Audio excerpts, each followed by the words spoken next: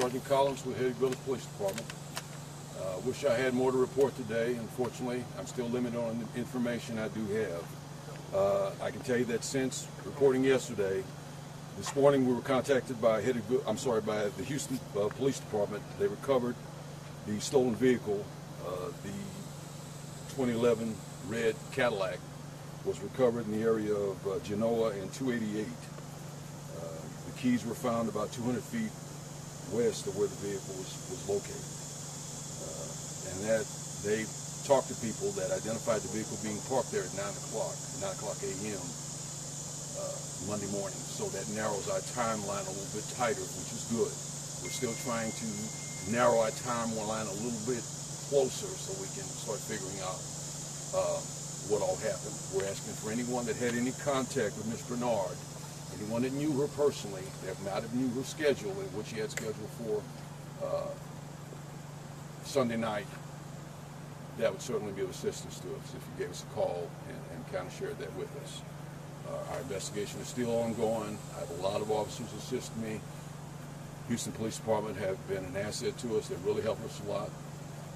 So any further assistance I can get from the public, I'd certainly appreciate it. What is the time frame you're working with now? Right now, I'm still from about 2:30 p.m. Sunday afternoon to 9 a.m. Monday morning. And no forced entry? We did not find forced entry in the house. It appeared that either she knew this person and let them in, or somehow forgot the door, left it unlocked. But I'm told that people that do know her, that she's real meticulous about locking doors. She's a very structured person. And so I still think that this would have been someone she had contact with before and felt comfortable enough to be around to let in her house, because I'm told that she don't let a lot of people inside of her house. What do we know about her as far as her routines? Was she home a lot, or did she go to work? I haven't had any contact that she actually worked. I do know that she had a very scheduled life. She was involved in a lot of outside curricular activities. She left a lot of scheduling around of the things she was doing.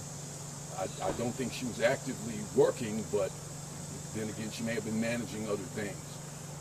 I'm told she's a giving person, that she helps a lot of people that are in need, and so I'm asking those people also, now's the time to help her and help me try to solve this case and bring it into this strategy. Any more details on how she was murdered? I have not gotten that information back yet, no, sir. I can just tell you that it was a very brutal murder. So can we say beating or stabbing or anything like that? What can we say? From what you saw the body. We can say that, yes, sir. We can say stabbing? Well, I can't be sure, but we can, at this point, from what I think, it would be both, yes, sir. Can you say that again? From what you've been able to observe? From what I observed, not as a professional, not as a doctor, but it appeared to me to be a combination of beating and stabbing, yes, sir. Okay. Is there any surveillance video of any kind that you're working with? We are working with, the neighbors have been real generous in this area to share their surveillance video with us. We're just trying to get a tighter timeline to try to establish a little bit more. How big of a hit is this to this neighborhood, to this community? This is a very big hit to this community. This is a big hit to the Hedwig Village Police Department. I don't think we had an active homicide in this city since the 90s. So, you know, obviously we have a very older resident population here in this area. Has a lot of people worried, a lot of people concerned. I tell people to just go on with their normal routine, do what you normally do. Everybody try to check your doors and make sure your doors are locked, and just be cautious. But I don't think this is a cause for alarm. There's no panic in the area. I think this is an isolated incident, and we're trying to get more information to narrow it down a little bit tighter. We're hearing from some neighbors that they do feel safe in this neighborhood, that sometimes they don't lock their doors. Right.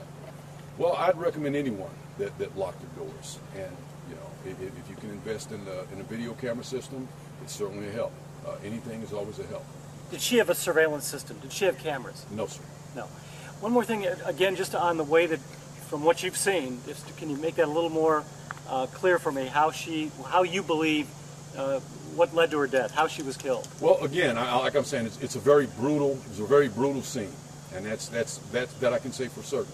Anything past that is just you know, my own observation. And again, I'm going to say it was a brutal scene, and yes, I would think it was a combination of beating and stabbing. Where she was found? She was found inside the residence. We're not releasing exactly where she was found at this time. How much, do you have any estimate on how much property was taken? We really don't. We know the car was taken, and we know her wallet was taken. But because she's a very independent person, there's not a lot of information as to what all she actually had. You know, we are at this point, her family has been very cooperative with us, helping us identify some records. We're in the process of contacting, you know, credit card companies and bank companies to see maybe if some of these cards were used. So we've got a lot of people actively working on this, trying to come up with all the information that we can. So do you know what she used to do? Do you know what she did for a living? I don't. In your history and in any recent memory, is it fair to say that there is no recollection of any residential homicide that you know of? Certainly not in this area. Certainly not in this city. I'm sorry. Do you guys find like a ransack, places out, thrown on a place? Parts of the home were ransacked, yes, sir. Just parts of the home. Meaning that the person didn't spend a lot of time here. Like drawers open, stuff on the Yeah, ground. like I said, yeah, it was partial ransack. Yeah, can you just go into that a little more about parts of the house being ransacked? Yeah, like I said, just partial ransack. We're not going to share exactly what parts, but it was a partial ransack, and that shows that whoever did this didn't spend a lot of time in the house. There's a lot of electronics that weren't taken, a lot of things that could have been taken that were not taken. So that tells us that, you know, whoever did this was looking for a particular, possibly cash or jewelry, you know, and not electronics. Is there any indication that she fought back? Yes, there is. There is, okay. Yes. Is there a video clip of this car anywhere in town, at a fast food restaurant, at an ATM trying to get money? We're presently trying to look through that right now, sir. But you do have a clip of this car somewhere at a certain location. Not presently, no, sir. But we are working on We're trying to find that. video. We're trying to find any video of this car, you know, away from this resident at So you have that nothing time. in possession? No, sir. So does it look like at this point? I know it's early. Does it look like whoever broke in had the motive of stealing something or of murdering her? You know, my guess would be to steal something, obviously. That would be my guess, yes.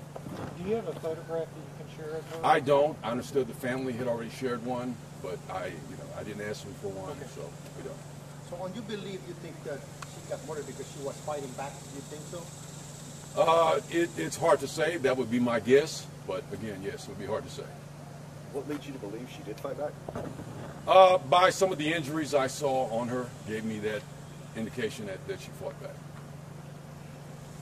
What would be your advice to somebody who's a resident and might find themselves in this type of situation? Is it to fight back at some point or no? It really, every situation is different. I would say if your life is threatened, yes, I'd fight back. If you have an opportunity to get away and get out, always choose that option. It's always the safer option, and the quicker option, the better option. Have there been a rise in home burglaries in this area as of late? No, sir, there really has not. There really has not. And so, one more time, the last time you can recall a homicide taking place in the residence? Again, I wasn't here. It's before I even worked here. I'm told by other officers that the last time they had an actual working homicide was in the 90s.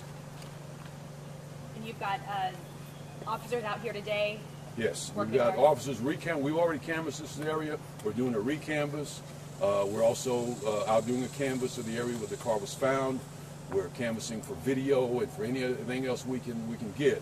But it's real helpful when people call us and tell us, hey, you know, I saw this car, I possibly saw this car, and we can go and retrieve video. That's a big help to us. And a big help And the number in you our want people to investigation. call is what? 713-461-4797. 4797? Yes. And so you're looking for video, you're looking for Looking people for who video, knew her. looking for anyone that know her that may have some information on her actual routine on a Sunday night. Someone that knew her personally. Someone that may have talked to her recently. You know she left the doors are open all the time, or From the information I have, she was a real stickler about locking her doors at all About the times. garage door. Garage door has been open. She's left that garage door open since I've been working. It may be broken. I don't know. Can you do a recap at the beginning? I know I got here a little late. Just a One quick more time, recap. your name, sir? I'm sorry. Sergeant Marvin Collins, Can you spell it, please? C-O-L-L-I-M-A-R-V-I-N-C-O-L-L-I-N-S. Thank you, sir. Appreciate it. Okay, recap. Yeah, just quick. Okay, from this morning, we reported that the vehicle, yesterday we reported that the vehicle had been stolen, 2011 red Cadillac four-door. This morning we were, actually last night about 10:30 we were contacted by Houston Police Department. They had actually recovered the vehicle out in the area of Genoa and 288, out in some remote area. They have taken possession of the vehicle and they have kindly offered to process it for us. So it's being processed at this time. And that gives us the ability to narrow our timeline a little bit tighter because we have actual witnesses that can report seeing the car at 9 a.m. Monday morning.